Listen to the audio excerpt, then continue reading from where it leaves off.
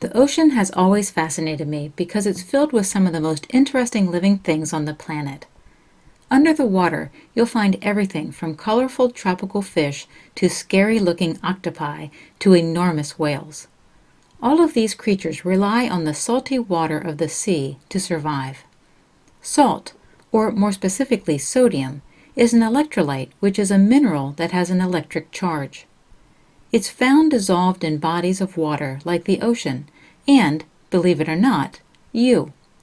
That's right, sodium is just one of the electrolytes found in your body's fluids.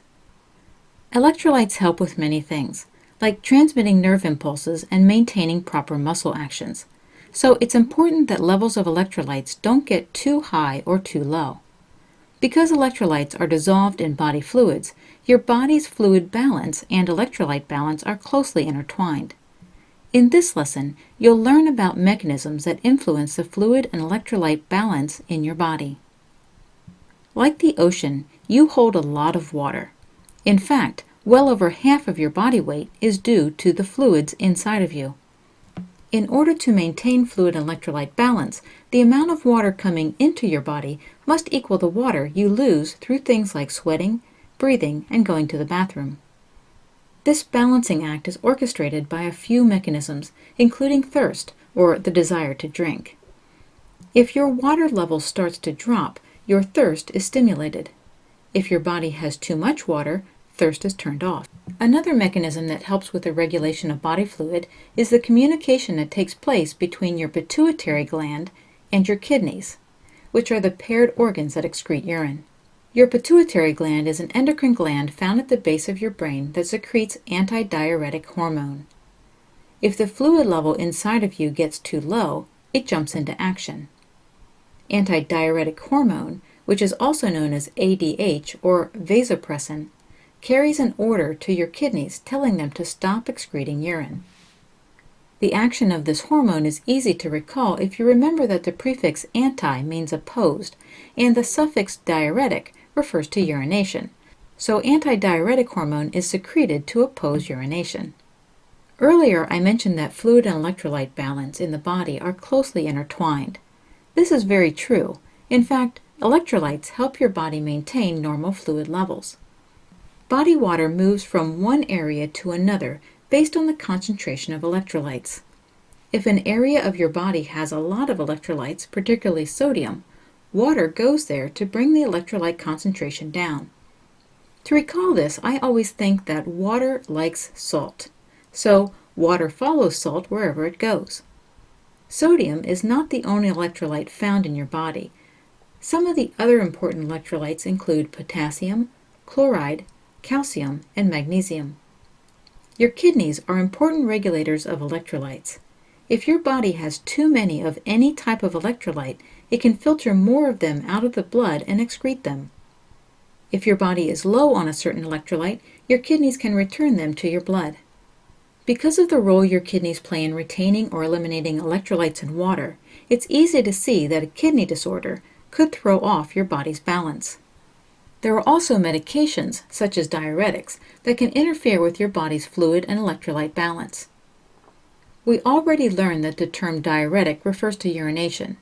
Diuretics, therefore, are a type of medication that encourage urination. These drugs make you urinate more often by forcing your kidneys to excrete higher than normal amounts of sodium. Because water loves salt, water follows the extra sodium out through your urine. Electrolyte balance can also be thrown off if factors lead you to become dehydrated. In other words, if something happens that causes the loss of a large amount of water from your body. Many people think of dehydration in association with excessive sweating on a hot summer's day. This is one of the possible factors, but there are others. For instance, if you've ever been really sick, then you're already familiar with some of the more common factors that can lead to dehydration, such as continual vomiting or diarrhea. Let's review.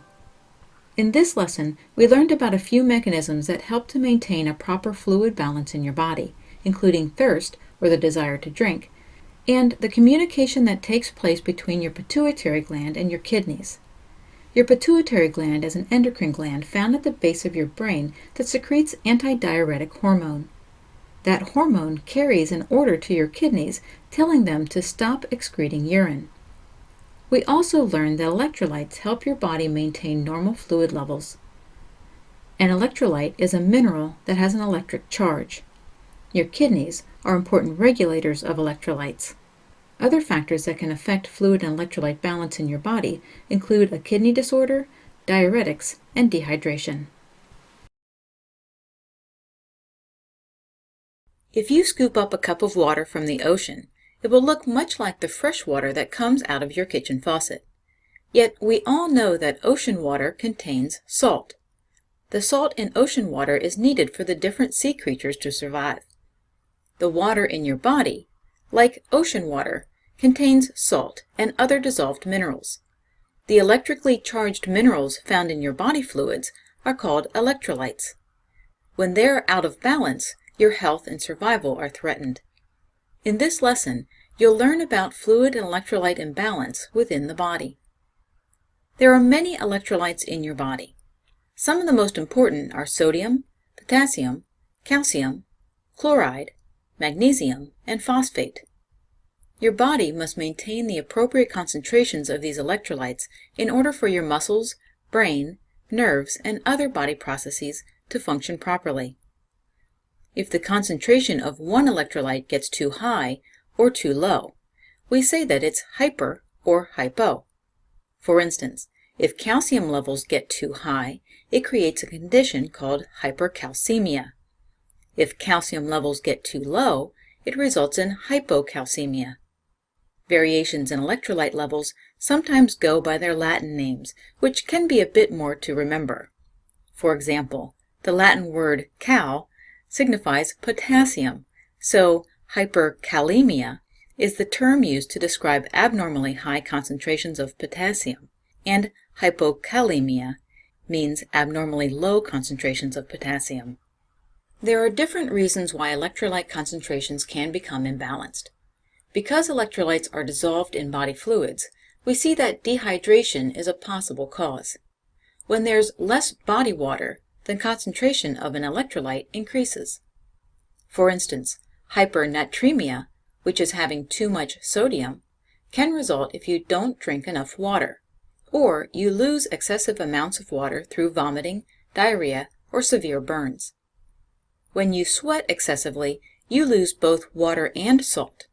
If you only replenish the lost fluid without actively replenishing the lost electrolytes, you could dilute sodium in the body, leading to hyponatremia, or too little sodium. Many commercial sports drinks promise to replace water and electrolytes. Certain medications can upset your fluid and electrolyte balance. For example, diuretics are drugs that increase the frequency of urination. Diuretics help a person with high blood pressure get rid of retained fluids, but also influence the fluid and electrolyte balance of the body. We also see that kidney problems can cause imbalances. Your kidneys are the organs that filter blood fluids and electrolytes, so any condition involving the kidneys can throw off the balance of fluid and electrolytes in the body. Other conditions that could result in an imbalance include certain cancers, thyroid disorders, diabetes, eating disorders, alcoholism, and congestive heart failure. Fluid and electrolyte imbalances can manifest in a number of different ways. Mild imbalances may produce no symptoms and only be revealed thanks to a routine blood test. If the imbalance progresses, a person's muscle and nerve function could malfunction. This could lead to symptoms such as fatigue, weakness, pain, or an irregular heartbeat.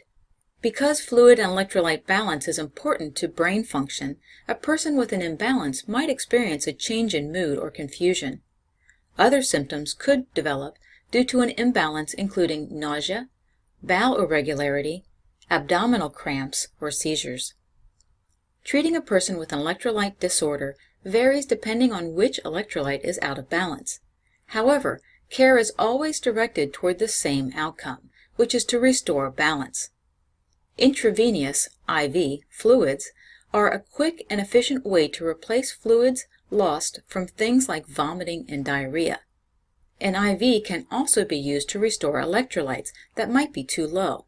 Oral medications may be used to replenish lost electrolytes or to help the body get rid of excess fluid or electrolytes. Supplements may be recommended to replenish low electrolyte levels over time. If a condition, such as a kidney disorder, causes the imbalance, the patient's medical team will work to correct the underlying problem to prevent a relapse.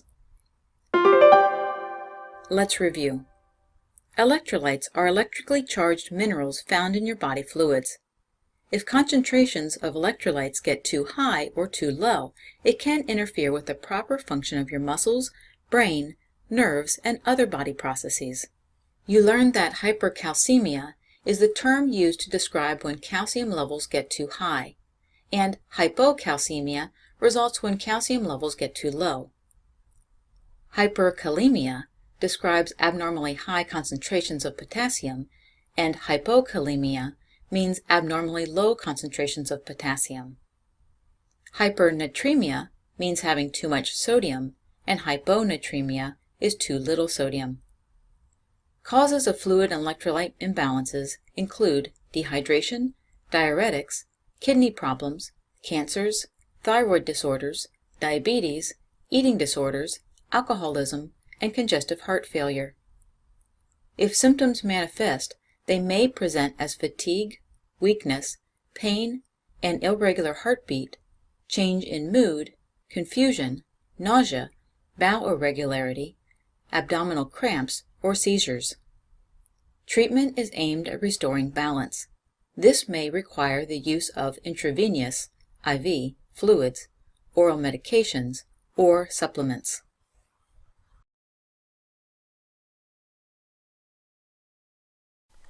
It has been well documented that our bodies are made mostly of water. In fact, we are made up of between 70 to 80% water. This is not by coincidence.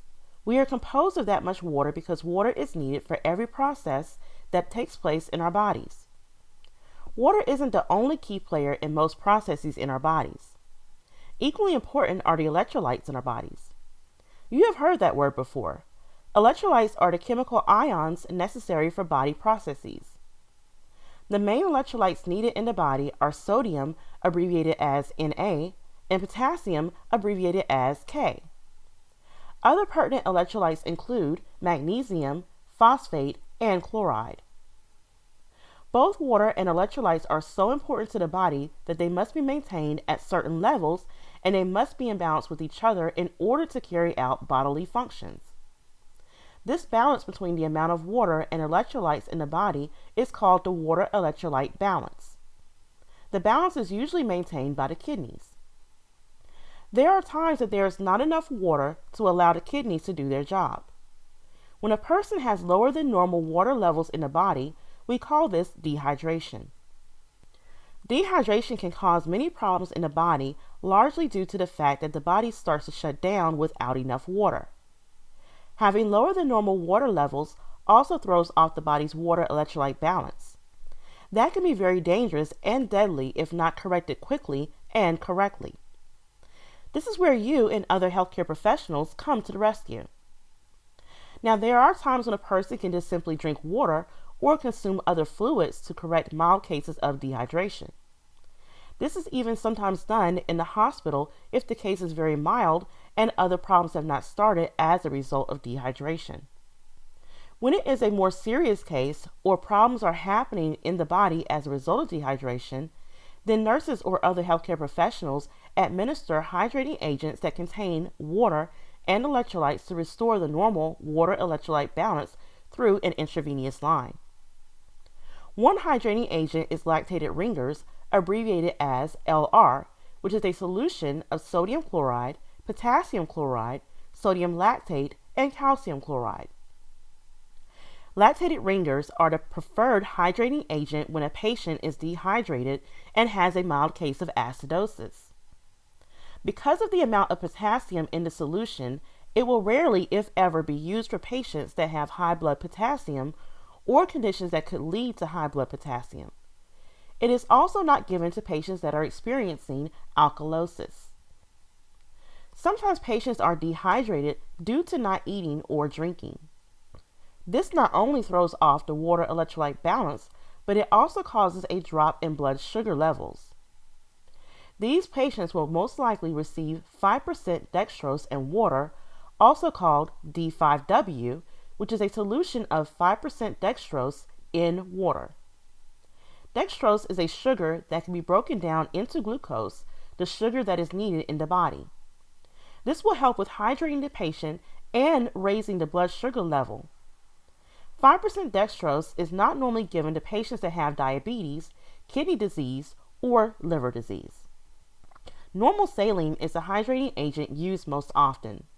It is a solution of water and 9.5 grams per liter of sodium chloride. Patients that aren't able to receive the previous two agents are normally able to receive normal saline. There are some patients that need to be monitored more closely if they receive normal saline. These include patients with edema, congestive heart failure, and reduced kidney function. Normal saline can help to fully restore the water electrolyte balance. The reason why normal saline cannot be used for the conditions I just mentioned is mostly because of the amount of sodium contained in the solution. There is a better option for those patients called half normal saline. This solution of 4.5 grams per liter of sodium chloride has less electrolytes in it than normal saline. It can help with patients that are dehydrated but still have close to normal electrolyte levels. The last hydrating agent that is commonly used is dextrose in saline, also called D5 1/2 normal saline. You probably realize based on the name that it contains both sodium and dextrose. Dextrose in saline is a solution of 2.5% dextrose and 4.5 grams per liter of sodium chloride. This is a better option for patients that have some of the conditions that prevent administration of the other hydrating agents. Similar to how there are some patients that may need just water, there are some patients that may need just electrolytes. Electrolytes are usually best replaced by simply eating foods or consuming drinks that contain electrolytes. Common table salt can usually correct a drop in electrolytes. In the event that medical intervention is needed, there are a couple of options available. Oral electrolytes are electrolytes given in pill or powder form. The powder gets dissolved in water and then the patient drinks the solution. The oral electrolytes don't cause very quick and drastic changes to the electrolyte levels. Oral electrolytes are used in patients that can't or won't eat, and in those suffering from severe diarrhea and or vomiting. If the patient is eating, then their diet will be monitored to ensure they don't consume too much salt or other electrolytes. We don't want the opposite problem to occur. The other option is to give IV electrolytes or electrolytes administered through an IV line. This is most often used if a patient is overhydrated, can't eat, is a burn victim, or has some severe intestinal diseases. The composition of electrolytes will vary based upon the needs of the individual patient.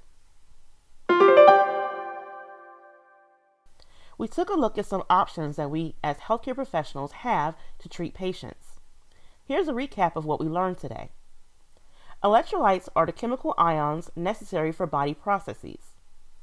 The main electrolytes needed in the body are sodium, abbreviated as Na, and potassium, abbreviated as K. The balance between the amount of water and electrolytes in the body is called water electrolyte balance. Lower than normal water levels in the body is called dehydration. We then covered dehydrating agents frequently used in healthcare. Lactated ringers, abbreviated as LR, is a solution of sodium chloride, potassium chloride, sodium lactate, and calcium chloride. 5% dextrose and water, also called D5W, is a solution of 5% dextrose in water. Normal saline is a solution of water and 9.5 grams per liter of sodium chloride. Half normal saline is a solution of 4.5 grams per liter of sodium chloride. Dextrose in saline, also called D5 1/2 normal saline, is a solution of 2.5% dextrose and 4.5 grams per liter of sodium chloride. Oral electrolytes are electrolytes given in pill or powder form. IV electrolytes are electrolytes administered through an IV line.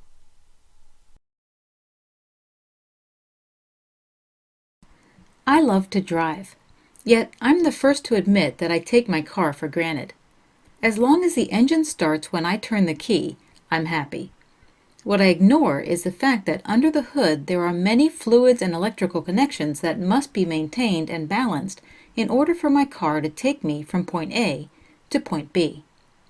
The human body is a lot like a car, in the sense that it has fluids and electrolytes, which are electrically charged minerals that need to be in balance. Electrolytes, such as sodium, potassium, chloride, calcium, magnesium, and phosphorus, must be maintained at certain levels for your nerves, muscles, and other body processes to function properly. In this lesson, you'll learn about factors that influence fluid and electrolyte balance in the body. When you're sick, especially if your illness involves vomiting, diarrhea, or a fever, you're at a greater risk for fluid and electrolyte imbalance. These factors cause your body to lose water. If a large amount of water is lost from the body, the result is dehydration. This would obviously alter the fluid balance of the body because electrolytes are dissolved in body fluids.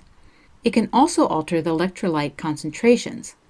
Water can be replenished by drinking, but sometimes when you're feeling ill, it can be difficult to drink enough water to replenish what you lost. Dehydration is also a concern for people who engage in heavy exercise. This risk is accentuated if the activity is performed in a hot environment. For example, if the thermometer reads 90 degrees Fahrenheit and you set out to run 20 miles, you can be certain that you will lose a lot of water and salt, aka sodium, through sweat. This loss will decrease the level of water and electrolytes in your body. To correct this imbalance, you need to rehydrate properly. For instance, if you get home after your 20-mile run and only drink water without replenishing the lost salt, you could end up with hyponatremia, which is a condition in which the level of sodium in the blood is too low. To help recall this term, you can remember that the prefix hypo means low, and the symbol for sodium on the periodic table is Na. So hyponatremia is literally low Na, or low sodium. This condition will leave you feeling tired and confused and could escalate into seizures or a coma. The fluid and electrolyte balance in your body is affected by your diet because the foods and beverages you take in provide water and electrolytes. This explains why people with conditions like anorexia nervosa, which is an eating disorder characterized by self-starvation, or bulimia, which is an eating disorder characterized by self-induced vomiting, can develop an imbalance. The kidneys are important regulators of fluid and electrolyte balance in the body. Your kidneys have the ability to excrete excess water and electrolytes through the urine. They can also retain water or electrolytes if their levels drop too low. If kidney problems develop due to infection, inflammation, or trauma, the kidney's ability to maintain fluid and electrolyte balance can be thrown off. The excretion of water and electrolytes from the kidneys can be altered by certain medications, such as diuretics, which are medications that encourage urination. Diuretics are commonly prescribed for people with hypertension or high blood pressure in the arteries. The increase in urination allows the body to lose water. This loss of water decreases the amount of fluid inside the blood vessels, which in turn lessens the pressure within the arteries. While this can lower your blood pressure, a common side effect of diuretics is fluid and electrolyte imbalance. Diuretics make you urinate more often by forcing your kidneys to excrete a higher than normal level of sodium. Water is attracted to sodium and therefore follows the extra sodium out through the urine. And substances in certain foods, as well as caffeinated and alcoholic beverages, can also act as natural diuretics. While these items are safe to consume in moderation, overconsumption can lead to fluid and electrolyte imbalance. Let's review. Maintaining the right balance of fluids and electrolytes, which are electrically charged minerals, allows your nerves, muscles, and other body processes to function properly. The proper function can be thrown off by factors related to illness, such as vomiting, diarrhea, or a fever. These factors lead to dehydration, where a large amount of water is lost from the body. Dehydration is also a concern for people who engage in heavy exercise, particularly in a hot environment. Water and salt are lost through sweat. These lost nutrients must both be replenished. If you only drink water, it can result in hyponatremia, which is a condition in which the level of sodium in the blood is too low. The fluid and electrolyte balance in your body is affected by your diet. People with an eating disorder, such as anorexia nervosa or bulimia, can develop an imbalance. The kidneys are important regulators of fluid and electrolyte balance in the body. Therefore, kidney problems can create balance issues. Diuretics are medications that encourage urination. A common side effect of diuretics is fluid and electrolyte imbalance.